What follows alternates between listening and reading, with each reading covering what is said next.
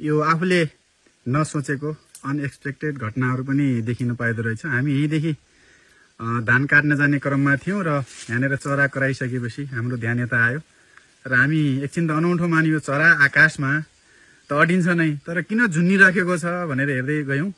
नजिकै जाँदा चाहिँ यो चरा चाहिँ यो सामान्य माकुराले बुनेको जालमा अल्झिएको रहेछ। खास यो माकुराले चाहिँ यो चराको लागि यो जाल बुनेको थिएन, आफ्नो साना साना किरा फट्याङ्ग्रा आफ्नो आहाराको लागि चाहिँ यो जाल बुनेको थियो।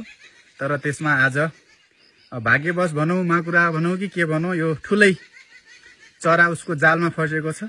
तर ठुलै चरा जालमा फसे पनि यो माकुराले त्यसलाई अहिलेसम्म खान त के छुन पनि सकेको छैन। यसरी छेउमा बसेर टुलु टुलु हेरिरहेको छ।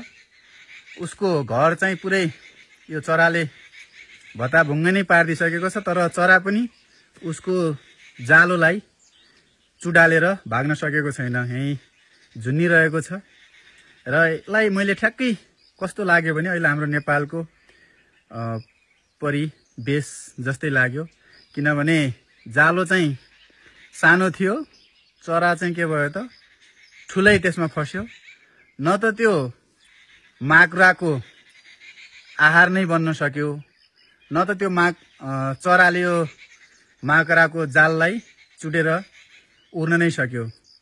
यसमा दुईटै सकिए, माकुराको घर पनि सकियो र यो चराको शक्ति पनि सकिसकेको छ। सायद यो यही नै यसको मृत्यु होला जस्तो छ। र हामी जस्ता मान्छेहरू चाहिँ न यो माकुराको जालो नै बनाइदिन सक्छौँ, अब न यो चरालाई नै बचाउन सक्छौँ। हामीले भनेको अब यही सोसल मिडियामा यस्तै चिजहरूलाई कमेन्ट गर्ने, बस्ने, हेर्ने मात्रै अवस्था छ।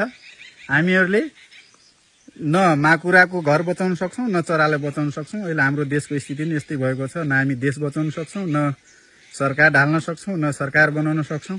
ठ्याक्कै अहिलेको नेपालको परिवेश जस्तै लाग्यो, मेरो विश्लेषण हो। अब साथीहरूलाई कस्तो लाग्छ है त।